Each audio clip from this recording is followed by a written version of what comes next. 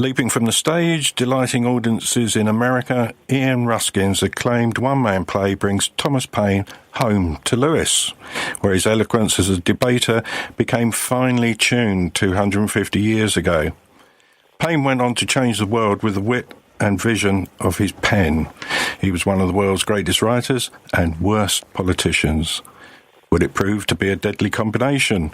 It's one of the questions that Ian Ruskin poses in his new play, Thomas Paine's To Begin the World Over Again. Now, I'm very pleased to welcome Ian Ruskin on the line from Los Angeles, because, of course, Tom Paine spent part of his earlier life in Lewis, and, in fact, had a connection with Westgate Chapel, which is where Radio Lewis is actually based. And it's called the Thomas Paine's To Begin the World Over Again. Now, how did this come about, Ian? Well, what's the genesis of the idea? Well, what happened was, I'm an actor living in English actor, obviously living in Los Angeles.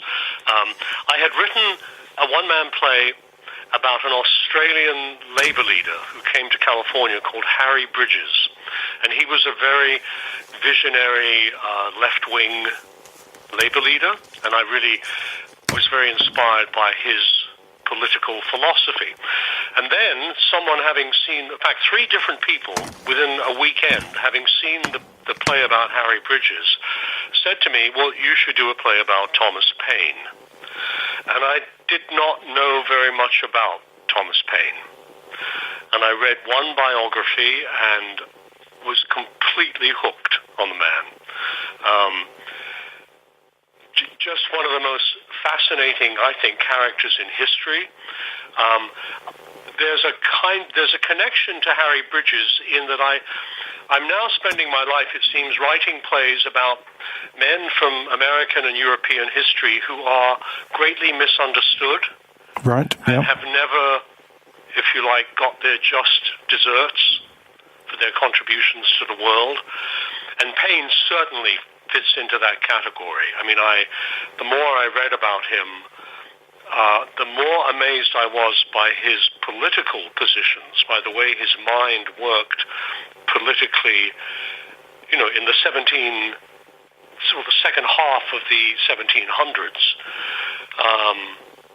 And the more fascinated I became by his life. He was a very interesting, complex man, which I certainly think and hope comes through in the play.